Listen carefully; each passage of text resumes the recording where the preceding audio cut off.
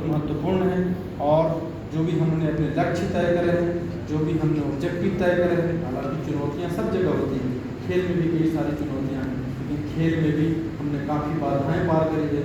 आज लोग ओलंपिक में हो, चाहे एशियन गेम हो, चाहे कॉमनवेल्थ गेम हो, हर जगह हमारा प्रदर्शन पिछले कुछ सालों में काफ़ी बेहतर रहा।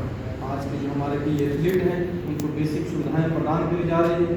भारत सरकार के अंदर भी कई ऐसी स्कीम है जिसमें कि युवाओं को खेल के प्रति जागृत करने का काफ़ी सराहनीय प्रयास हो रहा है। नौकरी में भी बताऊं, मेरिटोरियस स्पोर्ट्स पर्सन के लिए भी 5% आरक्षण की सीमा भारत सरकार की नौकरी में की गई है, जिससे कि युवा जो है खेल को भी कैरियर के रूप में अपनाएं। मित्रों, आज के समय में IPL भी चल रहा है। IPL में आप देखे होंगे पहले काफ़ी स्कोप लिमिटेड थे क्रिकेटर्स के लिए, उनको रणजी खेलने के बाद नेशनल टीम में सारे सेलेक्ट नहीं हो पाते। लेकिन आज के डेट में IPL में कई टीमें हैं, कई फ्रेंचाइजी हैं जो कि काफ़ी पैसे भी देती हैं। तो कहीं ना कहीं इससे क्रिकेट के खेल के क्षेत्र में भी काफ़ी जो हमारे युवा हैं अपने जो टैलेंट हैं उसको दिखा रहे हैं। और उस टैलेंट को हम अभी देखें, कई ऐसे लोग हैं जो कि टेस्ट स्क्वाड भी जो है इंग्लैंड के साथ होने वाला है। कई IPL के जो यंगस्टर्स हैं, साई सुदर्शन की बात करें, शुभमन गिल को जो कैप्टन का जिम्मेवारी दिया गया है, कई ऐसे युवा साथी हैं जो यहाँ से निकल के खेल के क्षेत्र में बड़ा उत्कृष्ट प्रदर्शन कर रहे हैं। और ये परिचायक है हिंदुस्तान को बढ़ती हुई ताकत। और हर एक क्षेत्र में, चाहे विज्ञान का क्षेत्र हो, चाहे आर्थिक शक्ति की बात करें, पिछले 4 दिन पहले 5 दिन पहले ही अनाउंस करा है नीति आयोग के CEO साहब ने, हिंदुस्तान आज के समय में विश्व की चौथी सबसे बड़ी अर्थव्यवस्था है।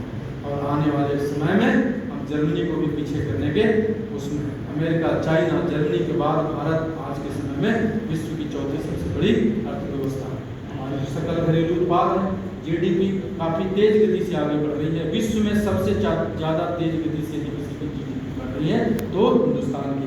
तो हम ऐसी अपेक्षा करते हैं कि आगे आने वाला समय जो है हिंदुस्तान का है, चाहे खेल का क्षेत्र हो, चाहे विज्ञान का क्षेत्र हो, चाहे आर्थिक उन्नति की बात हो, चाहे तरक्की की बात हो, हर जगह हिंदुस्तान जो है आगे आने वाले समय में विश्व को एक नई राह दिखाएगा। गांधी के सिद्धांत इस हद तक प्रासंगिक है मित्रों। आपको पता होगा कि आज के समय में विश्व जो है कई चुनौतियों का सामना करना पड़ता है।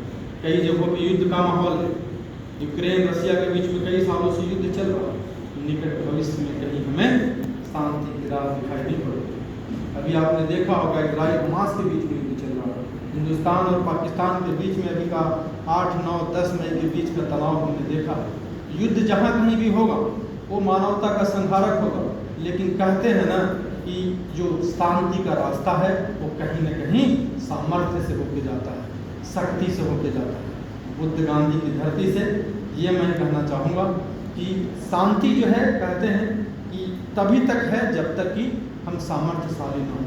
क्योंकि बोलते हैं ना कि 3 दिवस तक पंथ मांगते रघुपति सिंधु किनारे, बैठे पढ़ते रहे चंदन के प्यारे प्यारे, उत्तर में जब एक नाद यदि उठा नहीं सागर से, उठी धधक पौरुष आग राम में सर से। जब भगवान राम जो है नदी पार करने के लिए विनम्र आग्रह करते हैं तो नदी का पानी और बढ़ता जाता है, लेकिन जैसे ही धनुष बाण निकालते हैं तो तुरंत जो है माँ गंगा प्रकट होती है और बोलती है कि आप तो पार हो गई।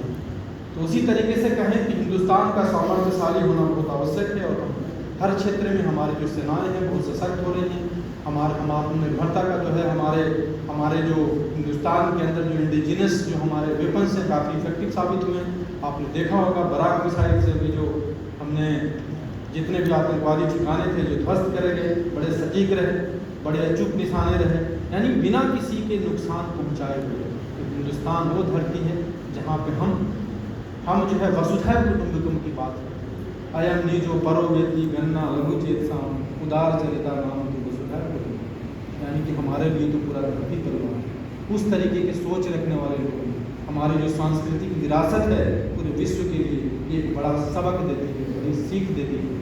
और पूरे विश्व का कल्याण जो है उसी में सन्निहित है। हम शांतिपूर्ण सहस्तित्व की बात करते हैं, हम भाईचारे की बात करते हैं, लेकिन दूसरी तरफ ये भी है कि जब हमने कभी कोई विषम परिस्थितियों का सामना किया है तो उसका हमने मुकाबला किया है।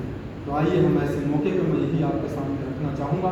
क्योंकि मैं गांधी स्मृति दर्शन समिति के एक ऐसे महत्वपूर्ण संस्थान के निदेशक का कार्यभार संभाल रहा हूँ, तो मैं इसलिए मैं अपनी जो बातें हैं उसको मैं महात्मा गांधी के जो विचार हैं उस तक सीमित रख रहा हूँ, और वो विचार किस हद तक हमारे काम आएंगे, किस हद तक हमारे विचारों को बेहतर करने में, एक अच्छे इंसान बनने में किस हद तक वो विचार हमें काम आ सकते हैं, कैसे वो प्रयुक्त हो सकते हैं, किस तरीके से हमें एक मानव मूल्यों को अपने अंदर समाहित करने की प्रेरणा दे सकते हैं।